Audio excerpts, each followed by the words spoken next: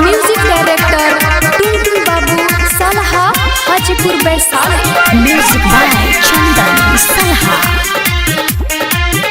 आगे कैसन भतार हमर खोजनी गे मैया हमारा के मारा हो दो गलावा गोजैया।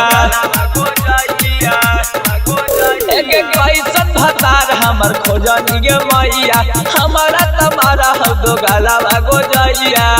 उ त देखहि में लगा तो भड़ुआ उठ के मारो झड़ुआ गे मैया। रोज रातिया में पिके आब तरुआ उठ के मारो झड़ुआ गे मैया। Shivangi recording studio Rajgir.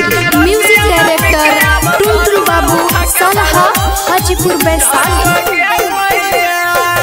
तिलक दहेज खातिर दे हो रहनामा बेचिए के पी गेलौ सारा गहनामा। तिलक दहेज खातिर दे हो रहनामा बेचिए के पी गेलौ मैया सारा गहनामा। उतमनमा के हक मना बढ़ुआ उठ के मारो झड़ुआ के मैया। उत देखहि में लगा हक बढ़ुआ उठ के मारो झड़ुआ के मैया।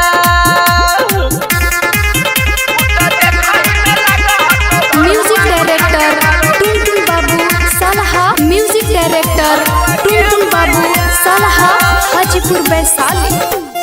ए मैया हाली ते हमारा बोला ले नई हारावा अनैले के जई मीता खाई बहुजहारावा। हाली से हमारा बोला ले नई हारावा अनैले के जई मीता खा के मन बहुजहारावा। कुंदन बिहारी अखिया में छुछे मरुआ उठ के मारे झड़ुआ के मैया।